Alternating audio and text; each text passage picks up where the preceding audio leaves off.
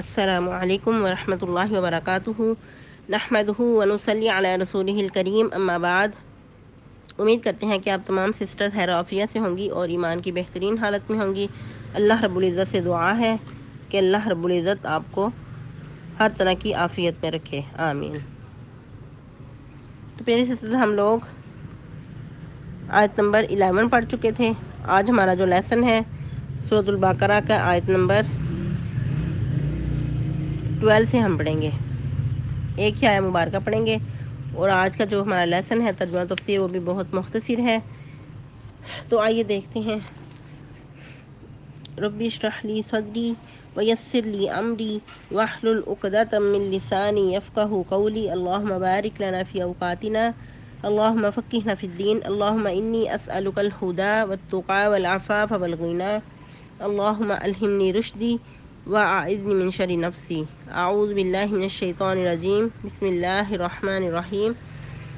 آیت نمبر 12۔ الا انہم هم المفسدون ولکن لا یشعرون۔ الا خبردار، انہم بے شک وہ، هم المفسدون وہی فساد کرنے والے ہیں، ولکن لا اور لیکن نہیں، لا یشعرون نہیں وہ شعور رکھتے۔ آیت نمبر 11 میں جیسا کہ ہم پڑھ چکے کہ جب ان سے کہا جاتا ہے کہ تم زمین میں فساد نہ کرو، تو وہ فساد کو بھی بگاڑ کا نام فساد کو بھی اصلاح کا نام لیتے ہیں، بگاڑ کو اصلاح کا نام لیتے ہیں کہ ہمارا تو جو مقصد ہے وہ اصلاح کرنا ہے۔ تو ادھر اللہ تعالیٰ ان کو ڈانٹ پلا رہے ہیں، اللہ تعالیٰ ان کو وارننگ دے رہے ہیں کہ سن لو، خبردار، بے شک یہی فساد کرنے والے ہیں، اور لیکن اس بات سے لا علم ہے، شعور ہی نہیں رکھتے، اس بات کا ان کو شعور ہی نہیں ہے۔ اصل میں جب انسان کی نیت ہی خراب ہوتی ہے، انسان کی نیت ہی اصلاح کرنے کی نہیں ہوتی، وہ کسی کے لیے بھی مخلص نہیں ہوتا، تو پھر چاہے وہ کچھ غلط بھی کرتا ہے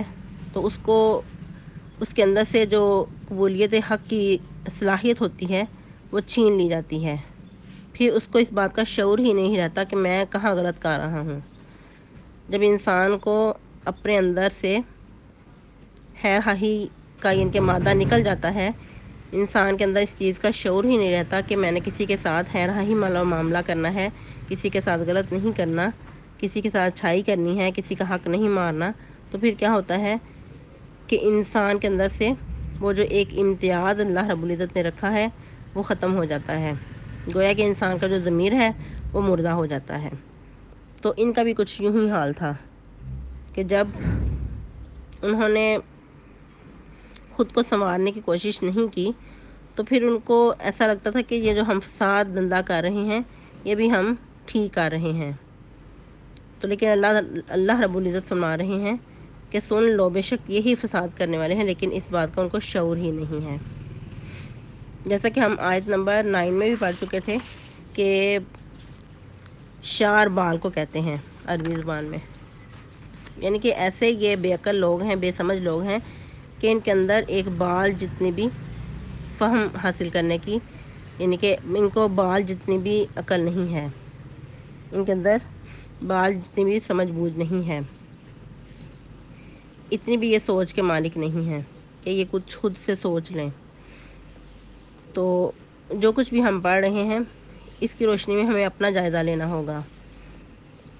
اصل میں دیکھا جائے تو یہ سب کچھ ان کے ساتھ کیوں ہوا کہ جب انہوں نے